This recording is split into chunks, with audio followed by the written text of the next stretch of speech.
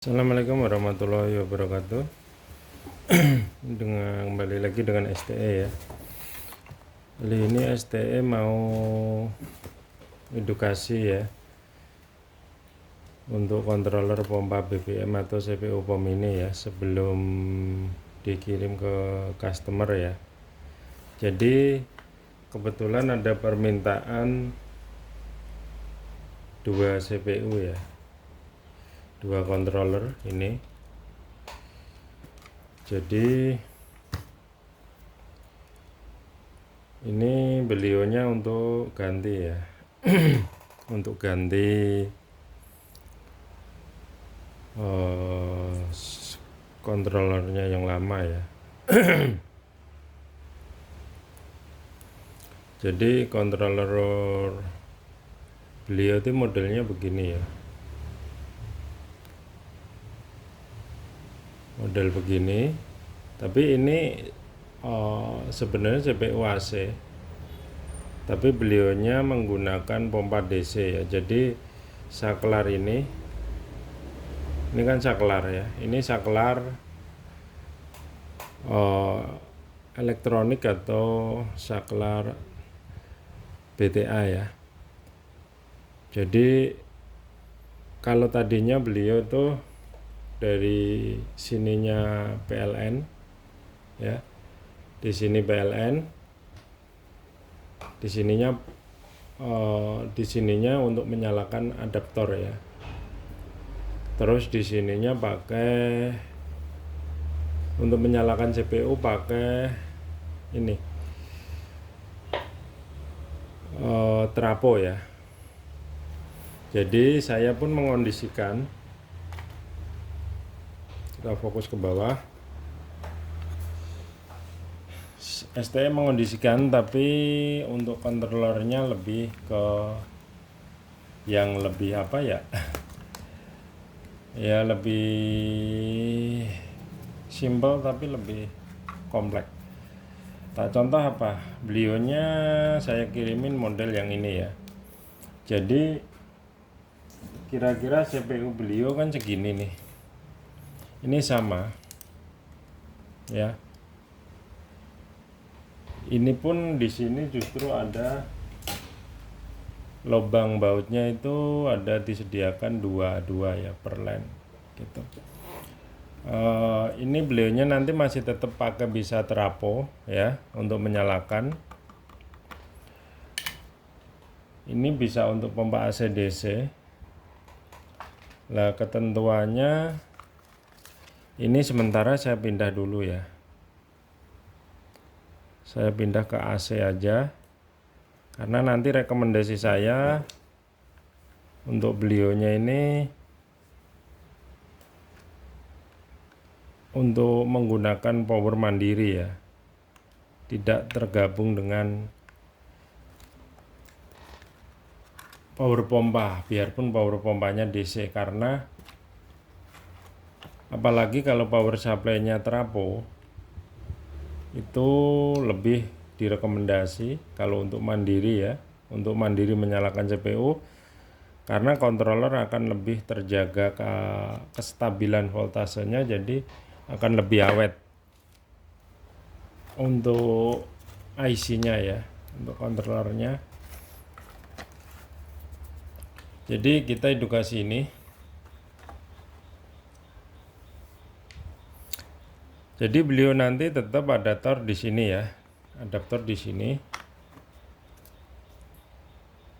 Adaptornya itu nyoloknya di sini karena beliaunya modelnya ini.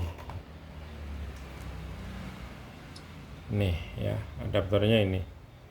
Jadi ini tampilan untuk instalasinya beliau ya. Jadi CPU-nya ini beliau ini trapo ya, ini traponya. Nanti berarti trapo ini bisa ke sini ya, langsung colok ya. Trapo ini cabut langsung colok ke sini. Terus kalau ini dia pakai PLN nih. Ini PLN. Jadi sebentar ya, gelap. Saya terangkan. Oke. Ini untuk AC. Ini kalau CPU ini AC 220. Ini pun mengeluarkan, setelah diperintah itu mengeluarkan AC untuk menyalakan switching adaptor ini, untuk menyalakan ini ya. Dan untuk menyalakan ini, jadi CPU ini merintah adaptor ini ya. Adaptor ini menyalakan pompa, begitu pompanya, karena pompa DC ya. Jadi nanti kalau pakai CPU ini beliaunya begini, adaptor ini untuk LN artinya PLN ya, yang kabel ini sebenarnya ini dilangsungkan PLN. Jadi LN-nya ini dilangsungkan PLN ya. Ini kan 12 volt. 12 voltnya ditaruh sini. Sebelah kiri ini positif ya. Ini power pompa, ada tulisannya ya. Ini ada tagnya, panduan power pompa, gelap ya. Nah, ini ada tulisan power pompa. Ini pompa ya. Berarti customernya nanti adaptor itu langsung ke PLN. Adaptor langsung ke PLN. 12 voltnya masuk sini. Plusnya sebelah kiri. Ini beliaunya juga udah paham, udah hafal. Karena ya sering juga beli CPU ya. Terus ini pompa rotaknya atau pompa DC-nya, positifnya sebelah kiri juga ya. Gitu. Untuk soket sensornya pun sama. Jadi ini tinggal cabut ya, tinggal cabut. Terus ini aja yang difungsikan ya, tinggal cabut. Ini dicabut, taruh sini. Cuma yang perbedaan, kenapa saya rekomendasi yang ini? Karena ini sendiri misalkan ini contoh nanti yang saya buat edukasi kan display warna biru, ini menggunakan voltase sekitar 7 volt ya. Jadi bisa diubah-ubah voltase untuk displaynya ya, bisa dari merah kan biasanya 6 volt, jadi ini nanti biru itu 7 volt, kadang ada lagi yang putih itu kadang 7,5 atau 8 volt gitu ya. Jadi ini multi untuk display ya. Ini pun sebenarnya bisa dipakai pompa AC. Kalau sini Sanyo misalkan ya, sini Sanyo, sini PLN ya. Jumpernya ini di AC gitu, seperti ini. Tapi CPU ini sebenarnya juga bisa untuk DC. DC langsung, powernya 1 dari sini aja. Misalkan sini adaptor 12 volt ya. Tentu ampernya yang besar ya, karena untuk power pompa DC ya. Sini positif, sini negatif power supply. Jumpernya ini di sebelah kiri, kanan. Udah CPU ikut nyala. Karena pada dasarnya jumper ini hanya menjembatani bila mana ini dipakai pompa DC, bisa power supply-nya 1. Karena power supply pompanya sudah DC, CPU butuh power DC, makanya dimintain dari sini aja gitu ya. Ini penjumpernya atau penghubungnya. Tapi bila ini di kanan, di kiri, di AC, posisi AC, kiri ini posisi AC ya, ini tidak akan bernyala biarpun di sini DC gitu. Oke, kita coba lihat untuk menu settingnya ya. 1, 2, 3.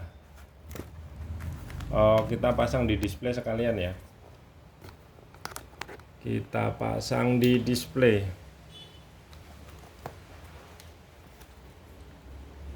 Ini saya rasa voltasenya masih loss ya. Oh enggak. Ini contoh voltase sekitar 6 ini.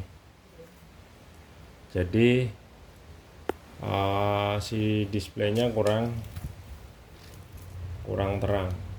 Atau kalau kita gini, nah kurang terang ya. Jadi display biru itu kalau di kamera itu dia terlihat putih ya.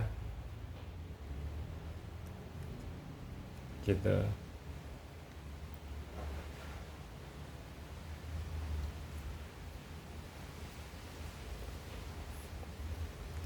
Tapi ini nanti CPU ke user STE itu tidak pakai displaynya paling merah atau apa ya. Jadi saya standarkan 6 aja, nanti biar kalau kurang terang diungkit ya. Kita masuk ke, coba ngeliat menu ya, menunya standar ya, 1 2 3 tuh cek totalisator yang terakhir dikeluarkan. Ini karena pakai versi 32 isinya ya, bisa edit nama, jadinya terdapat rupiah dan liter kalau lihat totalisator. Terus 456 sisa stok ya. Terus 1001 edit stok ya. 1013 kalibrasi ya, pulser, settingan pulser. 1014 edit delay on. Ini maksudnya bila mana pompa setelah kita tekan enter atau OK ya, berapa lama pompa ingin menyala. Ini kan 2, artinya 2 detik. Jadi setelah tekan enter itu 2 detik pompa baru nyala ya. Delay on itu artinya. 1015 rubah harga bensin ya. 1016 delay off. Ini fungsinya untuk bila mana nozzle sudah jualan terus ngocorin BBM ya. Kalau kita coba tutup selama 25 detik tidak dibuka lagi, dia otomatis pompa mati ya. Kalau pengen nerusin harus perintah dari awal selama 25 detik gitu ya. 1017 edit P1 P2 ya. Jadi untuk mengedit P1 P2 itu tekan 1017 dulu. Lalu tekan, misalkan ini kan saya ubah ya 10.000 ya. 10.000. Saya tekan P1 gitu. Mas pengen ubah lagi yang P2 berapa? 10 kan? 1017. Saya tekan 20 ya. Ini tekan P2, dia nyimpen kedua ya. Jadi 2 udah jadi 20, P1 udah jadi 10 ya. 1018 edit nama ya. Edit nama enggak. Intinya ini keypadnya tuh support ya dengan kode-kode hurufnya sesuai ya. Kalau pengen ngedit itu cari cari hurufnya, terus kayak HP jadul ya.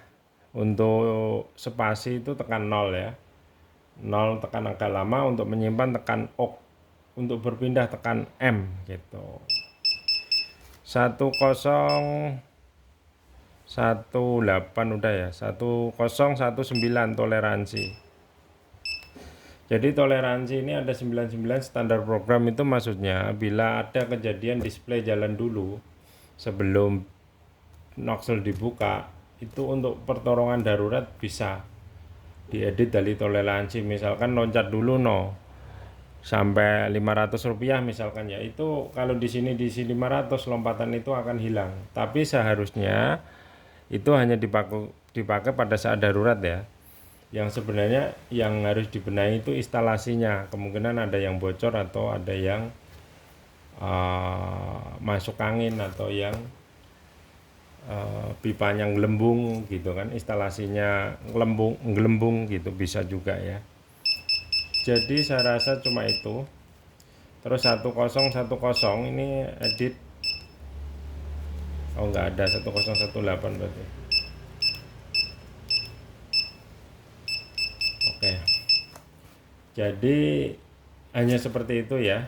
Dan untuk masalah terminalnya sudah saya ini kan edukasikan tadi. Jadi paket yang saya kirim ke customer STE yang ini, beliau berikut pesan 2 IC programnya ya. Displaynya ini tidak, karena display hanya untuk edukasi ya. Saya rasa cukup. Terima kasih. Assalamualaikum warahmatullahi wabarakatuh.